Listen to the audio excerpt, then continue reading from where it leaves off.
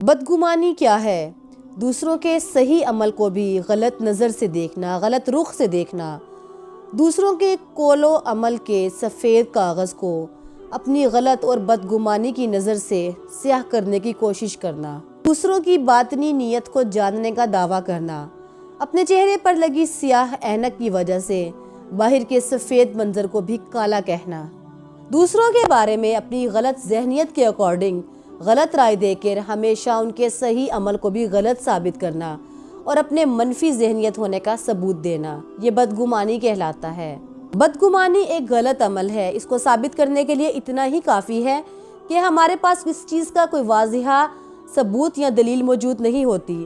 ہم کیا کریں گے اگر قیامت کے دن اللہ سبحانہ تعالیٰ نے ہم سے کسی شخص کے بارے میں کہے گئے کسی بھی بات، کسی بھی عمل کو لے کر کوئی دلیل یا ثبوت مانگ لیا تو ہم کیا کریں گے؟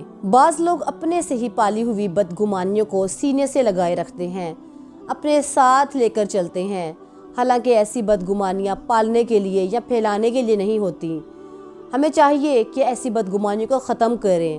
بعض لوگ اتنے عرصے کی پالی ہوئی بدگمانیوں کو ایک دو دلیلوں یا وضاحتوں سے ختم کرتا اپنی توہین سمجھتے ہیں، لیکن کیا ہے کہ ہمیں ایسی بدگمانیوں کو ختم کر کے اپنے تعلقات کو مضبوط کرنے کی طرف غور کرنا چاہیے۔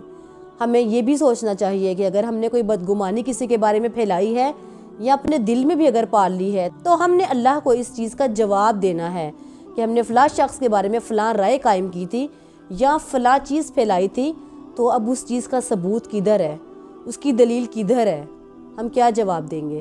لہٰذا اپنے رشتوں اور تعلقات میں بدگمانی سے بچیے اور جہاں تک ممکن ہو سکے ہر کسی کے بارے میں اچھا گمان رکھیں۔ بے شک اللہ سبحانہ تعالیٰ بھی برے گمان رکھنے سے منع فرماتے ہیں اور برے گمان رکھنے کو ناپسند فرماتے ہیں۔ اللہ سبحانہ تعالیٰ آپ کا اور میرا، ہم سب کا حامی و ناصر ہو، ہمیں اپنی رضا والے کام کرنے کی اللہ توفیق عطا فرمائے۔ آمین یا رب العالمین۔ جزاک اللہ۔ اللہ حافظ۔